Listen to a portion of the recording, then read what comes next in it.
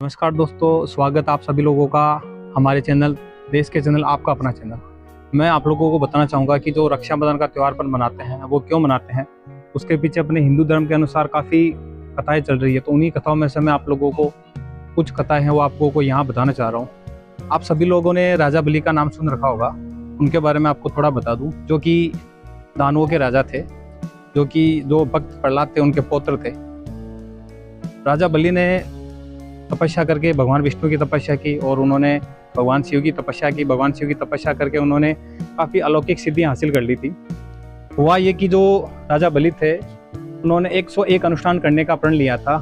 तो जब देवताओं को ये बात पता चली कि राजा बलि 101 अनुष्ठान कर रहे हैं, तो देवराज इंद्र थे, सारे देवता थे, वो परेशान हो गए। सारे देवता इकट्ठे होकर भगवान विष्णु के पास गए थे। भगवान विष्णु को उन्होंने सारी बात बताई। तो भगवान विष्णु ने उन सभी देवताओं की बात सुनकर भगवान विष्णु ने वामन अवतार लिया। वामन अवतार लेके भगवान विष्णु राजा बलि के द्वार पे गए। द्वार पे जाके उन्होंने राजा बलि को बोला कि हे राजन, मुझे आपके यहाँ पे 3 पेड़ जमीन चाहिए। तो राजा बलि उनको 3 पेड़ जमीन देने के लिए तैयार हो गए।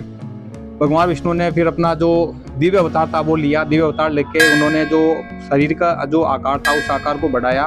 तो भगवान विष्णु ने अपने शरीर के आकार को बढ़ा के इतना बढ़ा लिया कि पूरा ब्रह्मांड छोटा नजर आ रहा था, जो कि पूरे ब्रह्मांड में दूर से दिखाई दे रहा था। भगवान विष्णु ने पहले कदम में स्वर्ग लोक को नाप दिया। भगवान विष्णु ने दूसरे कदम में पृथ्वी लोक को नाप दी। अब तीसरे कदम रखने के लिए जगह मिली नहीं, तो भगवान विष्णु ने राजा बलि को बोला कि हे राजन, तीसरा कदम रखने के लिए मुझे जगह नहीं मिली। राजा बलि ने भगवान विष्णु को बोला कि हे भगवान, आपका जो तीसरा कदम है वो आप मेरे ऊपर धर दीजिए। तो फिर भगवान विष्णु राजा बलि की ऐसी भावना भक्ति को देखकर भगवान विष्णु प्रसन्न हुए। प्रसन्न होने पे तो उन्होंने राजा बलि को बोला कि हे राजन, आप कुछ भी वरदान मांग सकते हैं। तो राजा बलि ने भगवान विष्णु से ये वरदान मांगा कि हे भगवान विष्णु, आप 6 महीनों के लिए मेरे साथ यहाँ पातालोक में आप निवास कीजिए। तो फिर उसके बाद राजा बलि ने भगवान विष्णु से वरदान मांग लिया। तो भगवान विष्णु वही निवास करना उन्होंने शुरू कर दिया।